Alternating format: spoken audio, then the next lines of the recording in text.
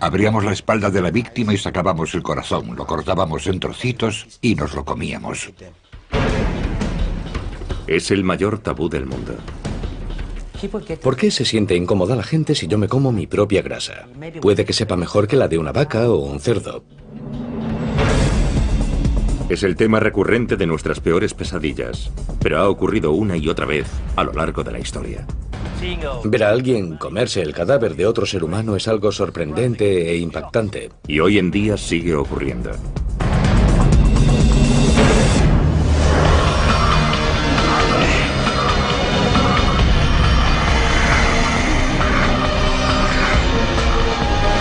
Extraños rituales. Caníbales.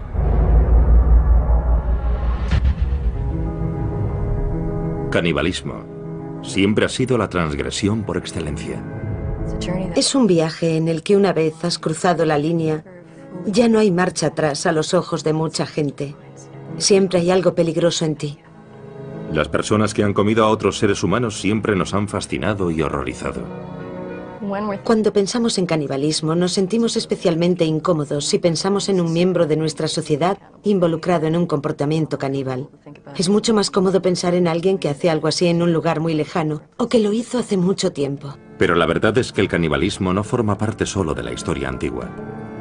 Desde las junglas de África Occidental hasta las galerías de arte del Tokio moderno, los seres humanos siguen haciendo lo impensable y consumiendo carne humana. El término caníbal se acuñó cuando Cristóbal Colón llegó a la costa noroeste de Cuba en noviembre de 1492. Los nativos arawak le contaron relatos terribles sobre una tribu devoradora de hombres a los que llamaban caribes. Debemos tener en cuenta que él esperaba encontrarse caníbales. Al encontrar a alguien que era salvaje e incivilizado, había muchas posibilidades de que fuese caníbal o al menos eso se pensaba. Aunque los historiadores posteriores pusieron en duda la veracidad de esos relatos, la palabra caribe fue modificada por los españoles en canib y posteriormente en caníbal, y pronto se convirtió en el término habitual para designar a quienes se alimentan de carne humana. 3 décadas después de Colón, el conquistador español Hernán Cortés llegó a Tenochtitlán, el centro del imperio azteca. Y lo que vio allí en el templo de la Gran Pirámide pronto se convirtió en materia de leyenda. Los conquistadores describieron decenas de miles de calaveras humanas apiladas, templos por los que corría la sangre humana y que estaban llenos de cadáveres desmembrados. Cortaban los brazos, las piernas y la cabeza, y se comían los brazos y las piernas en banquetes ceremoniales. Los guerreros aztecas que conseguían más víctimas para el sacrificio ritual eran recompensados con dinero y poder. Los sacerdotes tenían el gran honor de comerse el corazón de la víctima del sacrificio. En 1996, en una Liberia destrozada por la guerra, los periodistas se encontraron cara a cara con una nueva generación de caníbales de guerra. La República de Liberia, situada en África Occidental, se hizo famosa por las terribles imágenes de los soldados menores de edad que corrían enloquecidos por su capital, Monrovia. Hay una imagen grabada, la del típico niño soldado africano con una AK-47. Pero en realidad hoy los niños son utilizados como soldados en casi 20 países en todo el mundo. En Liberia, niños de apenas 7 años fueron obligados a alistarse en unidades militares y a cometer atrocidades increíbles, incluido canibalismo. A veces los comandantes obligaban a los niños a cometer atrocidades, incluso contra miembros de su propia familia o su comunidad, para que al niño le resultase casi imposible huir y volver a casa.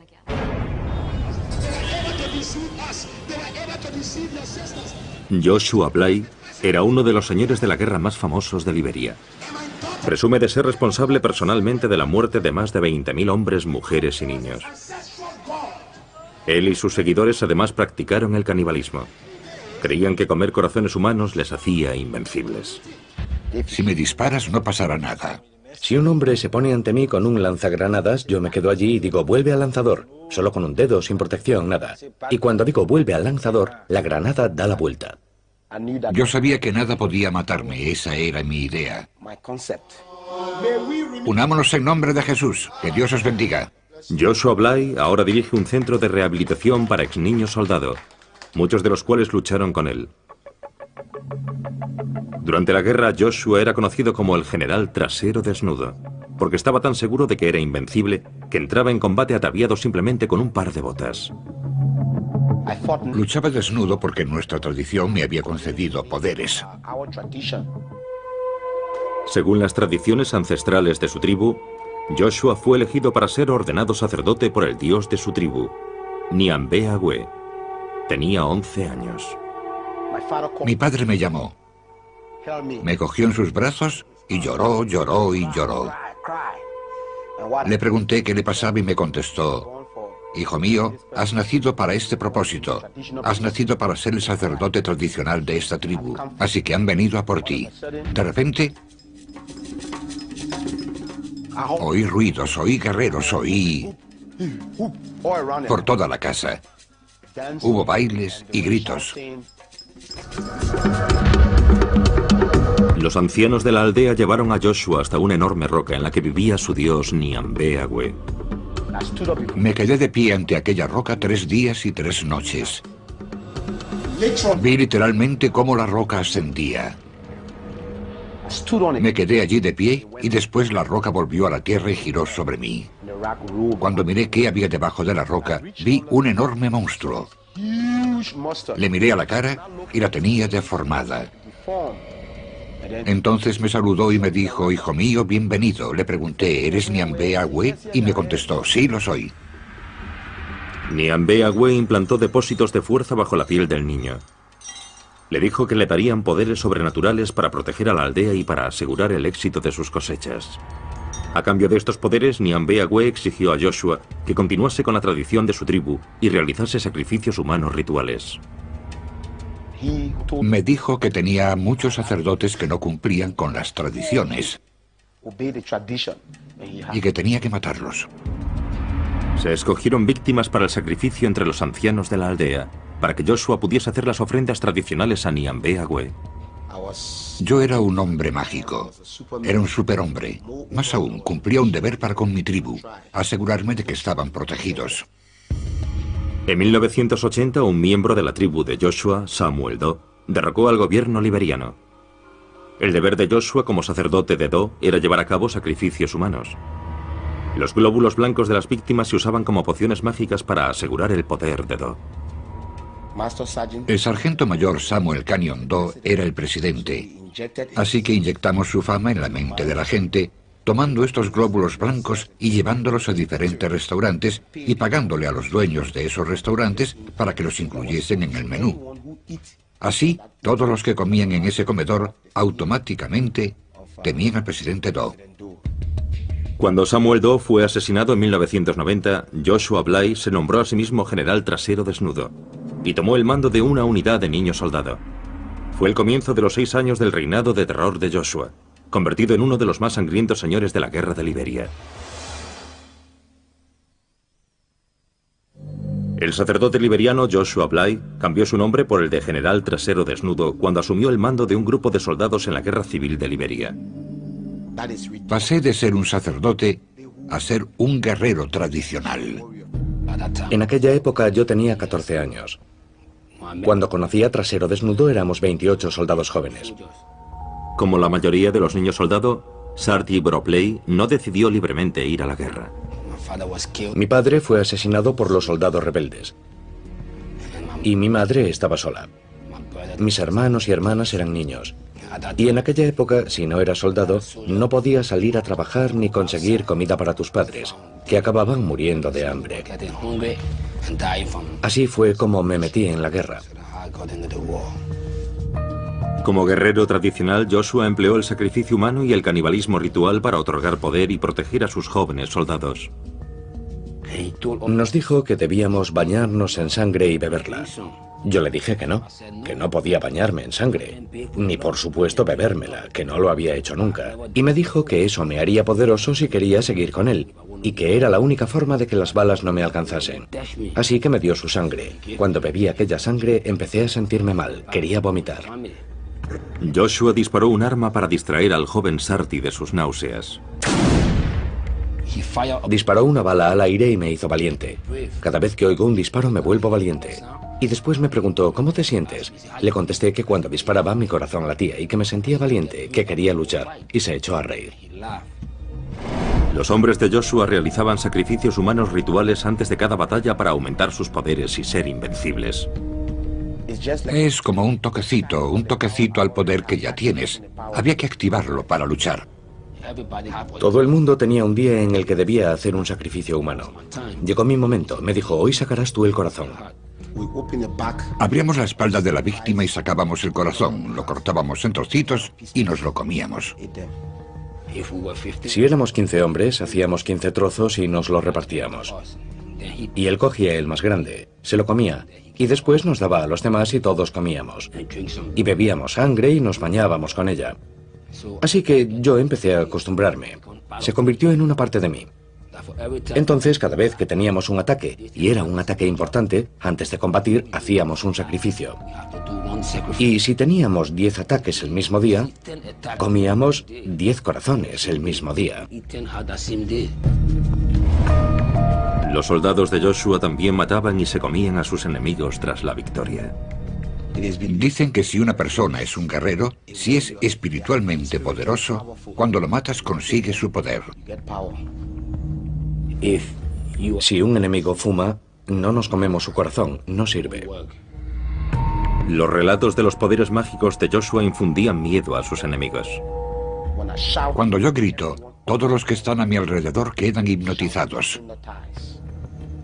Cuando despierto, abro las manos y grito. Nos dispersamos porque era muy poderoso. Trasero Desnudo llegó al frente cantando una canción tribal. Tenía un hacha en la mano y yo me sentí débil. Muchas personas declararon que Joshua era capaz de hacerse invisible a voluntad. Cuando el fuego es muy intenso, a veces desaparece. Si me disparas no pasa nada, puedo desaparecer. ¿Se volvía invisible? Sí, por supuesto. En 1996, los 6 años de campaña de canibalismo y asesinato de Joshua llegaron a su fin cuando se convirtió al cristianismo. ¡Alabado sea el Señor! Actualmente Joshua está siendo investigado por crímenes de guerra por la Comisión para la Verdad y la Reconciliación de Liberia. Mis ojos se abrieron cuando me convertí al cristianismo y descubrí que Nyambe era un fraude. He encontrado un poder mejor. Y ese poder es el nombre de Jesús. Y ese poder está en la sangre de Jesús.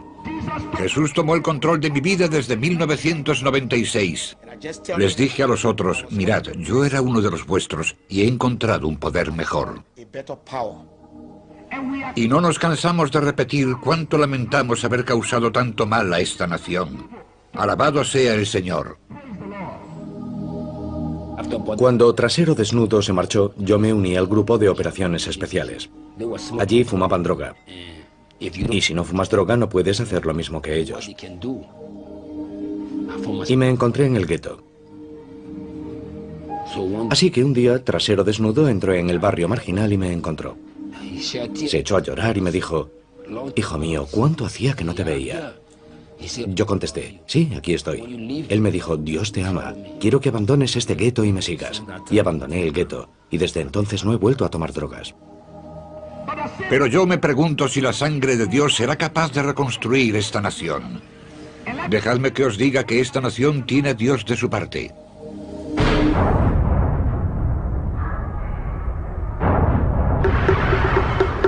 A lo largo de la historia, el canibalismo y la religión a menudo han ido de la mano. En las islas Trobriand, las familias comían a sus seres queridos fallecidos en señal de respeto. El consumo de ciertas partes del cuerpo humano en el marco de determinados rituales funerarios está considerado una forma de compartir el destino de una persona a la que estás muy unido. La filosofía subyacente es muy sublime. En realidad es muy profunda y hermosa en muchos sentidos. La idea del canibalismo se encuentra incluso en la base del ritual de comunión cristiano. Esta es mi sangre. Podemos entender la idea de que Jesús entre en el pan y en el vino, que se convierta en su carne y sangre. Te amamos y te alabamos, Señor. Gracias, Señor. El cristianismo encontró su primer caldo de cultivo en la antigua Roma, una sociedad plagada de violencia ritual. Y de los primitivos cristianos se rumoreaba que con la Sagrada Comunión celebraban un ritual caníbal. Adelante, clava tu cuchillo en el bebé, recibe la sangre joven y fresca, moja tu pan en ella, tómala libremente. Los romanos usaron las acusaciones de canibalismo para justificar la persecución de los primeros cristianos. Esa acusación nos permite comprender cómo entenderían otros pueblos las tradiciones cristianas occidentales, o cómo malinterpretarían esas tradiciones, del mismo modo que nosotros podemos malinterpretar las tradiciones de otras sociedades. En la Varanasi actual, en el norte de la India, hay una secta hindú conocida como los Aguri, que también padece los rumores de canibalismo. Hay mucha mala prensa popular que describe a los Aguri como salvajes de mirada aterradora. Los Aguri son seguidores del dios hindú Shiva. Sus rituales sagrados implican abrazar todo aquello que consideran repulsivo. Agur literalmente significa no horrible, y en realidad es un estado mental. Es un estado psicoespiritual en el que no hay discriminación ni aversión o miedo contra nada o nadie.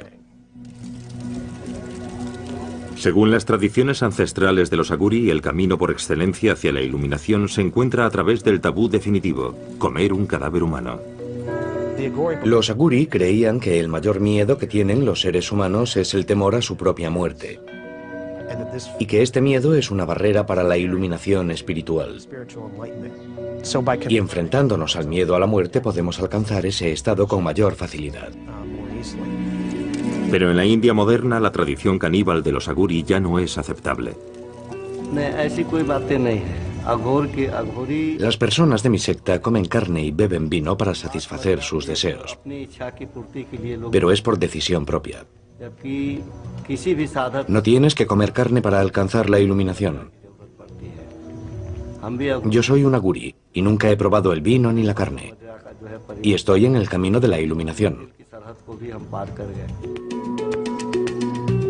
Hoy en día, para superar su aversión a la muerte y la podredumbre, los santones Aguri modernos viven en crematorios, visten sudarios funerarios y beben de calaveras humanas. La meditación Aguri puede hacerse en cualquier parte. Los crematorios son lugares tranquilos, y allí encontramos ayudas para la meditación. Los santones Aguri mantienen los templos crematorios dedicados a Shiva, el primer Aguri, y atienden el fuego sagrado, al que llaman Duni. Este Duni lleva casi 100 años ardiendo. Yo recojo la madera de las piras funerarias una vez que la familia se ha marchado. Todos los días consigo un poco. El Duni es el último eslabón que vincula a los Aguri modernos con su pasado caníbal. En un ritual de canibalismo simbólico, los santones cocinan sus alimentos en las ascuas calientes que han dejado las piras funerarias. Cocinamos en el Duni y nos comemos esos alimentos. El Duni ayuda a los santos y a los sadhus a tener una voluntad fuerte y les confiere una especie de poder espiritual. Los devotos hindúes creen que el contacto de los Aguri con las cenizas humanas les da el poder de sanar. Cuando alguien quiere curarse, toma las cenizas del Duni y las aplica a la zona en la que tienen el problema, como harían con cualquier medicina, y las ingieren. Y también se las llevan a casa y las usan ritualmente. A la mayoría de los Aguri actuales, la antigua tradición de comer carne humana les produce tanto horror como a un cristiano moderno. Hace años la gente comía carne y bebía alcohol en este templo, pero se dieron cuenta de que lo que hacían estaba mal. Pero el ritual más famoso de los Aguri no es enteramente cosa del pasado. Sabe un poquito dulce y hace que la lengua se te hinche.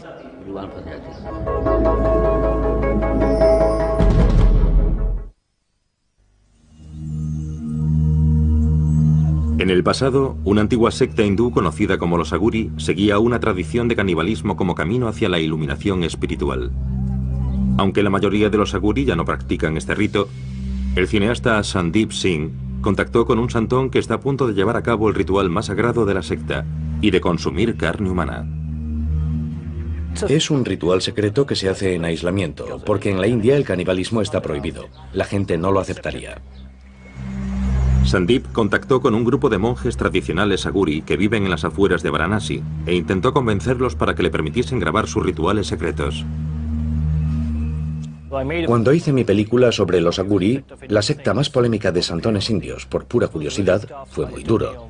Tardé casi un año en convencer a los aguri y otro año en encontrar a un aguri que fuese a practicar el canibalismo.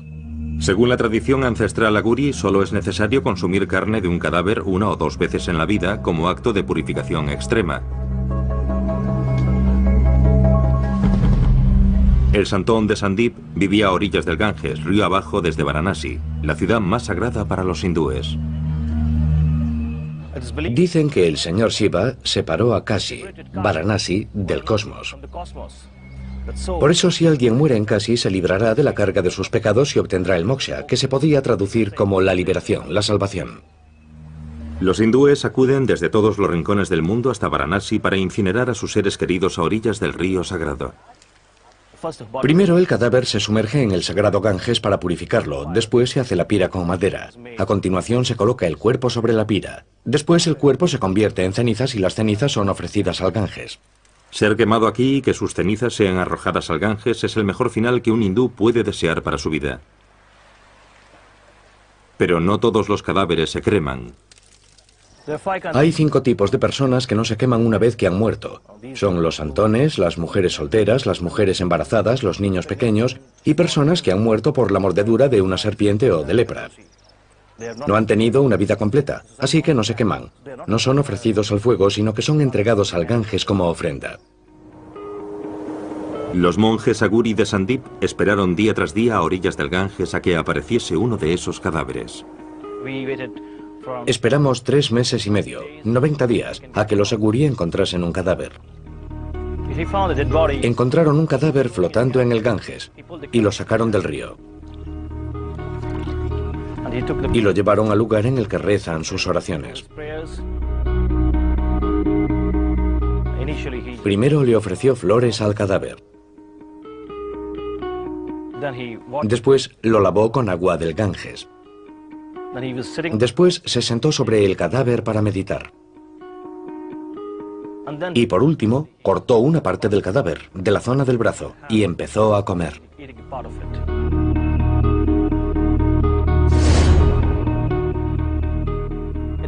Se comió una parte. Olía mal, olía fatal. Ver a alguien comerse un cadáver de otro ser humano es algo sorprendente e impactante. Algo que a mí personalmente no me gustó. Pero después lo comprendí, cuando supe la lógica y las razones que estaban tras ese ritual.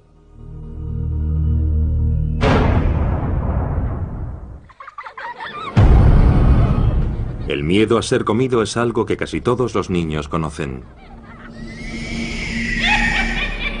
Gracias a cuentos infantiles como el de Hansel y Gretel. Os aplastaré y os comeré. O Juanito y las habas mágicas.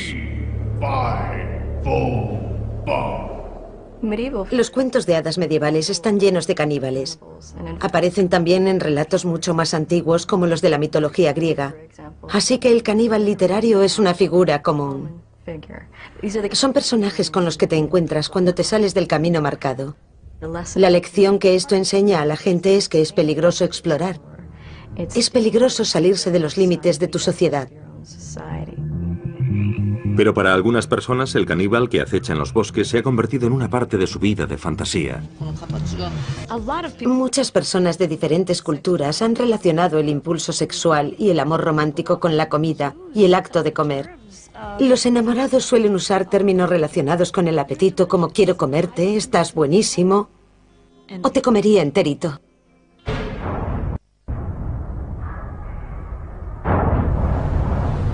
El deseo sexual siempre ha sido uno de los impulsos más fuertes de la humanidad y ha llevado a muchas personas a descubrir las partes más oscuras de su imaginación.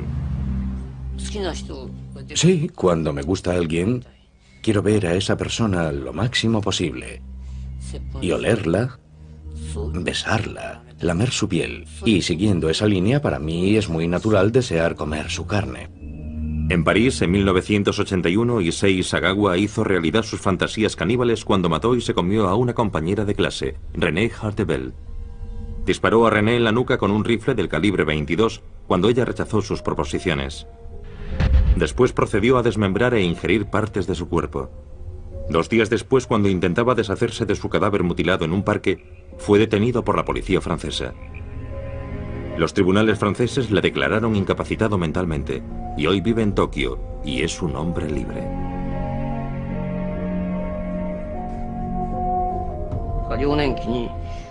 En mi infancia tuve una pesadilla. Mis padres servían a mi hermano pequeño en una olla y se lo comían.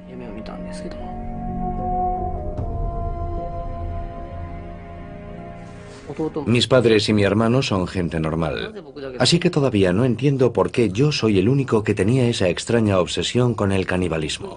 No lo entiendo. Y me gustaría averiguarlo antes de morir. Como había matado a una chica y me la había comido, creía que nunca podría volver a salir con nadie. Pero la primera carta que recibí en la cárcel francesa fue de una alumna de un instituto japonés. La segunda carta fue de una mujer francesa de unos 30 años que me decía que yo era una víctima de una sociedad dominada por los hombres. Me sorprendió. Siempre me he preguntado por qué les fascinaba tanto. Todavía no sé cuál es la razón. Si yo no fuese un criminal, sino una persona normal, nunca me acercaría a un criminal como yo. Issei ha sido protagonista de programas de televisión, reportajes de prensa, páginas web y canciones de rock. Pero a pesar de la fascinación de la opinión pública con su crimen, en su vida diaria Issei es tratado como un proscrito. Incluso en mi propio barrio, cuando la gente se entera de quién soy, me ignoran completamente si los saludo por la calle. Es un odio total. Sé que es algo natural, pero sigue siendo duro. Por supuesto, antes de pensar en mi vida, debo pensar en René y en su familia. Ellos sufren un dolor terrible. Si yo me encontrase en su lugar, si mi hija hubiera sido devorada por un hombre pequeño y de cara amarilla, creo que realmente no podría soportarlo. Incapaz de encontrar trabajo, Issei dedica sus días a explorar su obsesión por el cuerpo femenino en sus dibujos y pinturas. Desde muy joven, siempre me he sentido atraído por las mujeres occidentales. Y todo comenzó con Grace Kelly. Empecé a comer por las nalgas, así que estoy obsesionado con las nalgas. Vi una foto como esta y no pude resistirme a dibujarla. Prefiero las nalgas a los pechos, pero estos me parecieron bonitos, así que los dibujé. A la hora de comer, los pechos son todo grasa y realmente no son comestibles. Esta es la señorita Aya Ueto. Es muy popular últimamente. No solo quiero comérmela, sino que creo que es una actriz con muchísimo talento. Y todavía es joven. Más de 20 años después de que su crimen conmoviese al mundo, Issei se ha hecho famoso entre un público completamente nuevo, a través de una exposición en una galería de arte. Este es un momento feliz.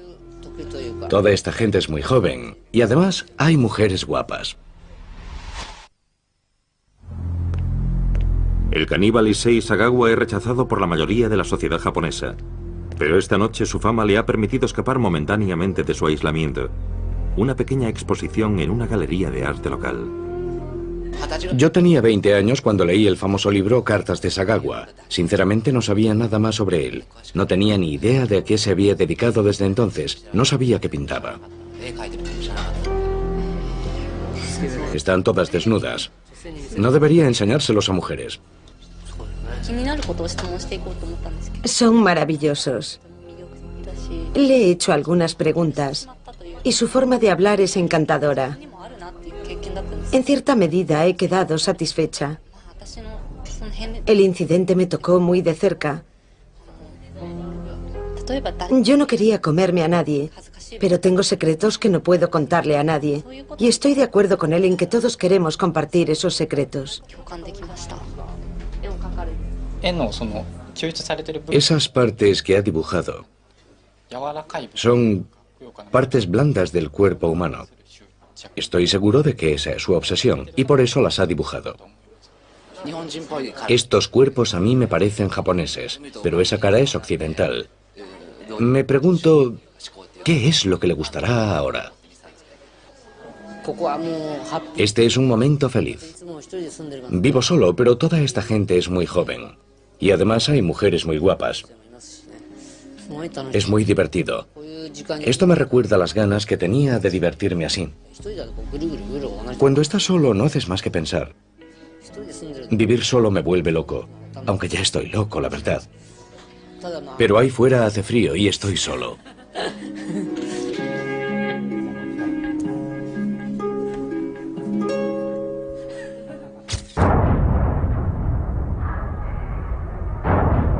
Los seres humanos se han sentado cómodamente en lo alto de la cadena alimenticia durante siglos. Así que es natural que uno de los mayores tabúes que rodean al canibalismo sea nuestro miedo a convertirnos en una fuente de alimento. Si llegásemos a considerarnos carne, comida, acabaríamos con la idea de que somos especiales. Y eso chocaría con cualquier noción de lo que significa ser humano. Desde el siglo XIV, cuando los marineros náufragos echaban a suertes quién sería el primero en servir de alimento, hasta el accidente aéreo de 1972 en los Andes, circunstancias extremas a lo largo de la historia han obligado a diferentes personas a superar el mayor tabú de todos y a ver al prójimo como comida. Este tipo de situaciones llega al corazón de las personas cuando se enteran de ellas, porque hay un miedo primario a dos cosas. Una, a encontrarse en una situación en la que tienes tanta hambre que no te queda otra alternativa que comerte a alguien que conoces. Y dos, a que te coman. Desde el asedio de Jerusalén en el año 70 después de Cristo al sitio de Leningrado durante la Segunda Guerra Mundial, las poblaciones hambrientas se han visto obligadas a alimentarse de los muertos y de los vivos. En Leningrado, los cadáveres abandonados eran convertidos en carne para consumo, y los niños desaparecían misteriosamente. Al final, la policía se vio obligada a formar una división dedicada únicamente a perseguir casos de canibalismo. Los asesinos cumplen su condena y vuelven a la sociedad. El canibalismo es diferente porque es la transgresión de una regla social profundamente arraigada. Es algo con lo que las personas se sienten permanentemente incómodas.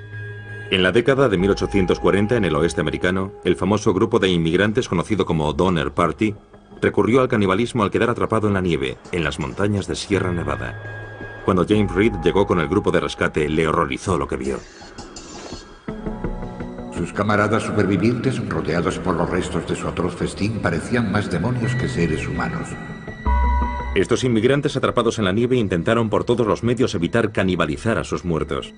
Estas personas hambrientas llegaron a describir cómo comían en platos de porcelana y usaban cuchillos y tenedores para mantener cierta apariencia de civilización. La gente está más cómoda si ve a los caníbales como salvajes, porque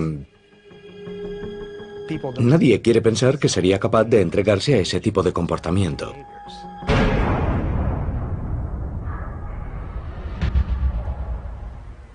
En Copenhague, Dinamarca, muy lejos de las junglas de nuestra imaginación, el artista danés Marco Evaristi ha creado una obra de arte que explora el tabú de los humanos como comida. El arte hoy es una especie de experimento científico, especialmente si mis obras hacen pensar. Marco ha utilizado más de una vez tácticas escandalosas para atraer la atención hacia el mensaje que se oculta tras su arte. Para su trabajo más reciente, Marco se ha hecho una liposucción y ha usado su grasa para hacer albóndigas. Ha llamado al resultado polpette al grasso di Marco, o albóndigas de grasa de Marco, y las ha enlatado con una etiqueta diseñada por él mismo.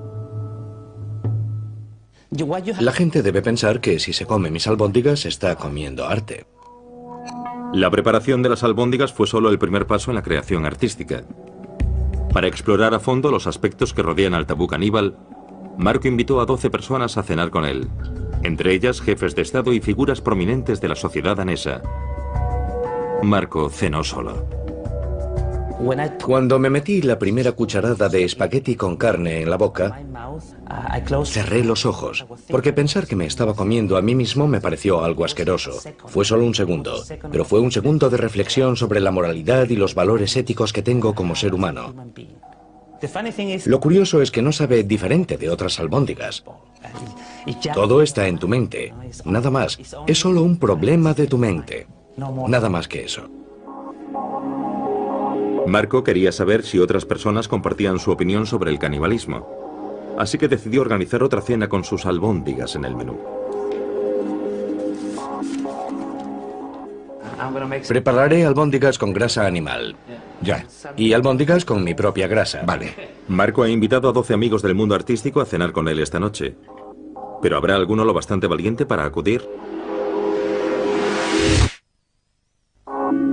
El artista danés Marco Evaristi conmocionó al mundo del arte cuando desafió el tabú del canibalismo con una obra de arte conceptual.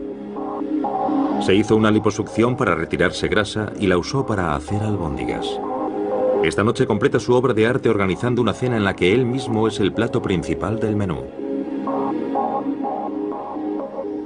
Creo que todo se debe a la moralidad y a los valores éticos. ¿Por qué se siente incómoda la gente si yo me como mi propia grasa? Puede que sepa mejor que la de una vaca o un cerdo. Marco preparará 2 platos de albóndigas diferentes para que sus invitados puedan decidir si quieren convertirse en caníbales o no. Lo curioso es que ahora mismo estoy tocando la carne real, sin mi grasa, y no siento nada. Es como un objeto muerto. Pero si me acerco aquí, es diferente. No sé por qué. En realidad es lo mismo. Pero es mi conciencia. Mi adoctrinamiento sobre la carne humana o sobre la grasa humana. Bueno, le pondré más ingredientes porque voy a vomitar.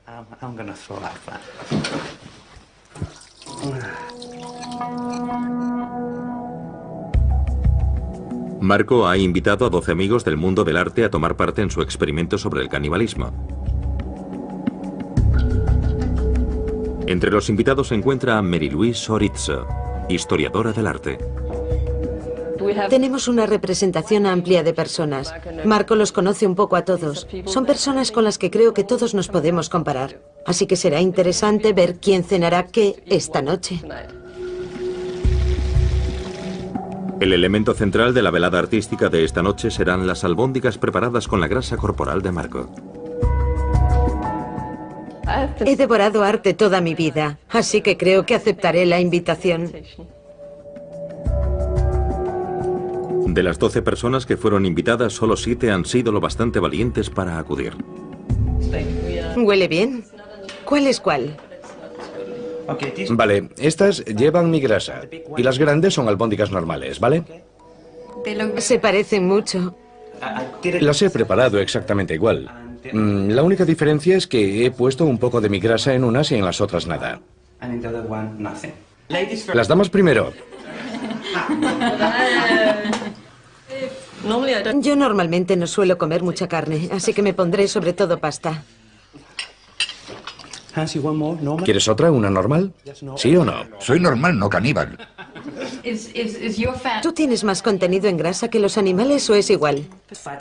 La grasa es grasa, no hay diferencia. Porque tú eres delgado, Marco. No sé de dónde has sacado la grasa.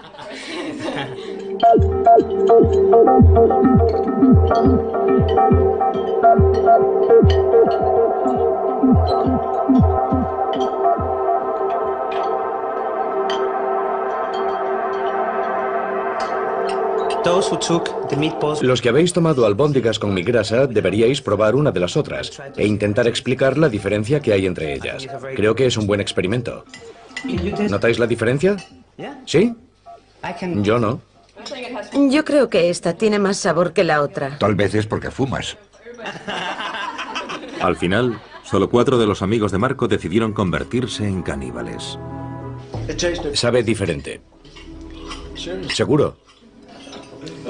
Si piensas en todo lo que comes cada día, vacas, cerdos y pollos, no puede ser tan horrible. Antes de venir tenía clarísimo que no comería su grasa porque me parecía un asco. Pero cambié de opinión cuando vi la comida. Porque el aspecto que tiene la comida es muy importante. Quiero decir que también comemos con los ojos. No se trata del sabor, no se trata de lo que ha pasado aquí, sino de lo que la gente piense de esto. Y no es como si fuésemos a comernos su pierna o a matarlo para comérnoslo. Solo es material sobrante que ha eliminado de su cuerpo, así que no tengo ningún problema al respecto. Sabe a albóndiga normal. Para los demás, la idea de ingerir carne humana se convirtió en un tabú insuperable. Antes de venir aquí pensé, yo no soy caníbal, no puedo comer esto. Es un asco ya solo la idea de pensarlo. Yo no quería hacerlo. Por supuesto podría comérmela, pero no me gusta la idea de comerme a otra persona. No, nunca lo haría. Creo que he tenido demasiadas experiencias visuales. Hoy he visto demasiadas fotos de liposucciones y esa es la imagen que me ha venido a la mente. En condiciones extremas lo haría, pero aquí puedo elegir y creo que se lo dejaré a los demás. Hablamos de diferencias culturales, de si alguien debería comer algo o no debería comerlo para sobrevivir, y sobre arte. Creo que con esto la gente pensará un poco más, y la próxima vez que vayan al supermercado quizás sean más conscientes de lo que se llevan del supermercado. El canibalismo ejerce una fascinación especial sobre nuestra sociedad, porque es uno de los últimos tabúes. Es una de las últimas zonas prohibidas. Nos cautiva porque siempre encontramos fascinante lo prohibido. Desde que la humanidad existe, el canibalismo nos ha fascinado y espeluznado a la vez.